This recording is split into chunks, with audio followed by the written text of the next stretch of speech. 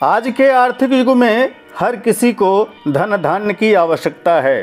धन धान्य सुख समृद्धि की देवी भगवती महालक्ष्मी जी हैं, जिनकी कृपा हो जाने से जीवन में समस्त ऐश्वर्य भोग समृद्धि प्राप्त हो जाती है।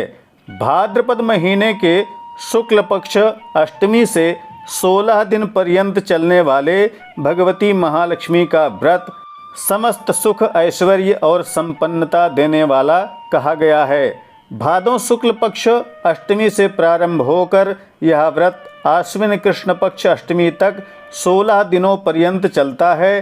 काशी में स्थित लक्ष्मी कुंड में स्नान तथा वहीं पर स्थित भगवती महालक्ष्मी के दर्शन पूजन से सकल मनोरथ सिद्ध हो जाते हैं। यहाँ 16 दिनों तक सुलहिया मेला भी लगता है, जिसमें लाखों श्रद्धालु अपनी उपस्थिति देते हैं तथा लक्ष्मी कुंड में स्नान करके भगवती महालक्ष्मी के दर्शन पूजन करके समस्त ऐश्वर्य प्राप्त करते हैं।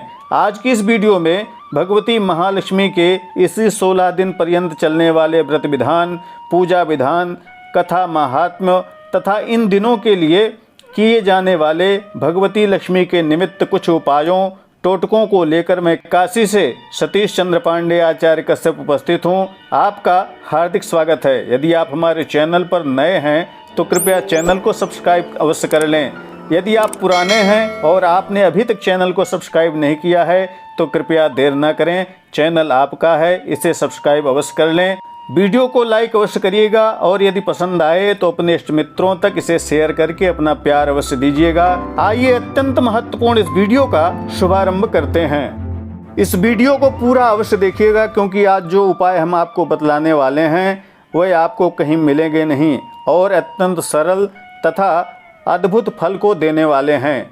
वीडियो में सबसे पहले हम यह जानेंगे कि यह व्रत कब से प्रारंभ होगा तथा कब इसका समापन होगा, कब पारण तथा उद्यापन किया जाएगा।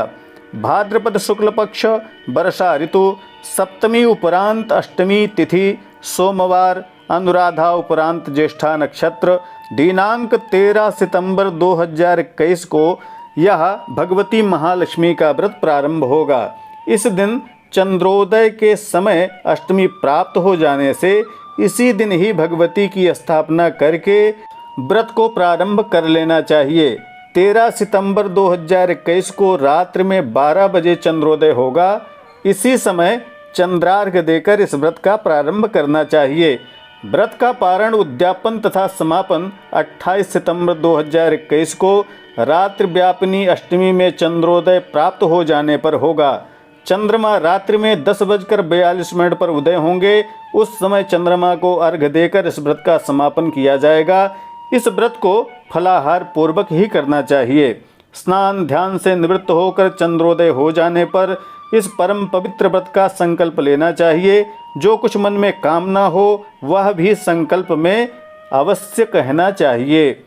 मौली के धागों में 16 गांठें लगाकर उसको गंध अक्षत पुष्प धूप दीप से पूजित करके तथा भगवती लक्ष्मी को स्पर्श कराकर कलाई अथवा बाजू में बांध लेना चाहिए। कुछ स्थानों पर प्रतिदिन धागे में एक गांठ लगाई जाती है। 16वें दिन 16 गांठ हो जाने पर उस धागे को भगवती लक्ष्मी को अर्पण करके उसे धारण कर लेना चाहिए। आप अपनी परंपरा के अनुसार इसको कर सकते हैं। भगवती लक्ष्मी को चढ़ाने के लिए वस्त्र साड़ी सेट श्रृंगार सामग्री चंदन अक्षत पुष्प धूप दीप नैवेद्य फल तांबूल दक्षिणा आदि की व्यवस्था कर लेनी चाहिए। गणेश गौरी कलश की स्थापना स्वतः अथवा ब्राह्मण के द्वारा करवाकर कलश के ऊपर नारिकेल फल अथवा स्वर्ण रजत आदि की प्रतिमा लगाकर भगवती महालक्ष्मी का आवाहन स्थापन पूजन करना चाहिए। यदि आपके पास भगवती की प्रतिमा है, मूर्ति है, तो आप उनकी पूजा कर सकते हैं। 16 गांठ हल्दी, 16 सुपारी, 16 लौंग, 16 इलायची, 16 कमल गट्टे, 16 कौड़ियाँ, 16 सिक्के, धनिया, नागकेसर, करंज, इन सब को भगवती को अर्पण करना चाहिए। आप चाहें तो प्रतिदिन एक एक करके चढ़ाएं अथवा 16 एक साथ ही चढ़ा दें। भगवती को श्रृंगार सामग्री साड़ी सेट आभूषण आदि अपनी श्रद्धा भक्ति के अनुसार अर्पण करें। प्रतिदिन शाम के नैवेद्य में मखाने की खीर अथवा सामे की खीर भगवती को भोग लगाएं। 16वें दिन 1.25 किलो चावल, जीरा, सौभाग्य सामग्री आदि अर्पण करके भगवती के आंचल को भरें। प्रतिदिन बढ़ते हुए क्रम में दीपदान करें। घर के दरवाजे के दोनों तरफ सायंकाल दीपदान अवश्य करें। तुलसी की पूजा, जलदान, दीपदान, गोग्रास आदि अवश्य निकालें। रोज एक सीधा निकाल कर रख दें। 16वें दिन चढ़ी हुई सामग्री, सीधा आदि को ब्राह्मण को दान कर दें। इस तरह से भगवती लक्ष्मी की आराधना करने से समस्त मनोकामनाएं भगवती पूर्ण करती हैं। इन 16 दिनों के मध्य श्री सूक्त, लक्ष्मी सूक्त, भगवती महालक्ष्मी सहस्रनाम, ललिता सहस्रनाम का पाठ तथा मेवे, श्रृंगार की सामग्रियों से भगवती का सहस्रार्चन आदि भी कर सकते हैं। भगवती महालक्ष्मी की कृपा पाने के लिए 16 दिनों पर्यंत श्री यंत्र की पूजा लाभकारी कही गई है। श्री यंत्र को स्नान आदि से शुद्ध करके मलयाग्र चंदन का लेपन करें। पुष्प, धूप, दीप, नैवेद्य आदि से विधिवत पूजा करके ओम वरदलक्ष्म्यै नमः, ओम सौभाग्यलक्ष्म्यै नमः, ओम श्रियै नमः, ओम कमलायै नमः, ओम चंचलायै नमः, ओम चपलायै नमः, ओम हिरण्यवर्णायै नमः, ओम महालक्ष्म्यै नमः, ओम पद्मायै नमः, ओम हरिवल्लभायै नमः, ओम चंद्र सहोदर्यै नमः, ओम पुष्ट्यै नमः, ओम धनधान्यकर्यै नमः, ओम समुद्रतनयायै नमः, ओम मंगलायै नमः, ओम विष्णुपत्न्यै नमः, ओम दारिद्र्यध्वंसिन्यै नमः, ओम भुवनेश्वर्यै नमः, ओम नारायण्यै नमः, ओम आद्यायै नमः, ओम परमेश्वर्यै नमः। इन 21 नाम से कुंकुम चढ़ाएं अथवा यदि संभव हो तो ललिता सहस्र नाम से कुंकुमार्चन करें। इससे भगवती महालक्ष्मी की असीम कृपा प्राप्त होती है। प्रतिदिन एक ब्राह्मण, एक ब्राह्मणी के निमित्त अन्न, वस्त्र आदि का दान करना चाहिए। यदि कोई इस व्रत को 16 दिन नहीं कर सकता तो उसे 3 दिन करना चाहिए। प्रथम दिन, 8वें दिन तथा 16वें दिन। इसकी एक प्रचलित कथा भी है। आइए उस कथा को सुनते हैं।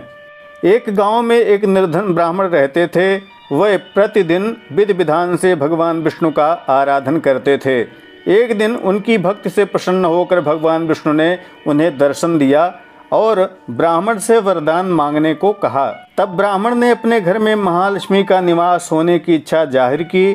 तब भगवान विष्णु ने ब्राह्मण को लक्ष्मी प्राप्ति का मार्ग बतलाया।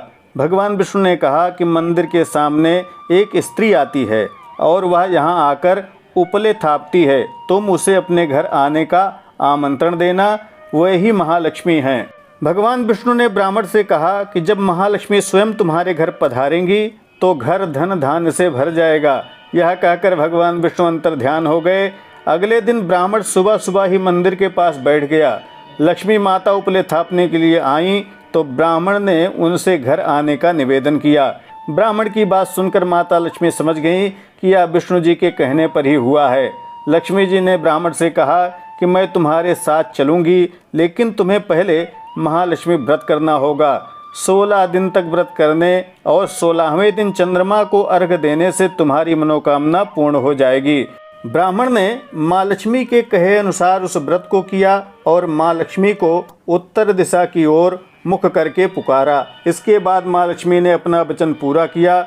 माना जाता है कि तभी से महालक्ष्मी व्रत की यह परंपरा शुरू हुई। भगवती महालक्ष्मी की जय। सबकी मनोकामना पूर्ण हो, ऐसी हम आशा करते हैं। ऐसी भगवती से प्रार्थना भी करते हैं। आशा है यह वीडियो आपके लिए उपयोगी सिद्ध होगी। लाइक, शेयर तथा कमेंट करके अपना प्यार चैनल को अवश्य दीजिएगा। शीघ्र अगली वीडियो में पुनः मुलाकात होगी। तब तक के लिए नमस्कार। जय विश्वनाथ।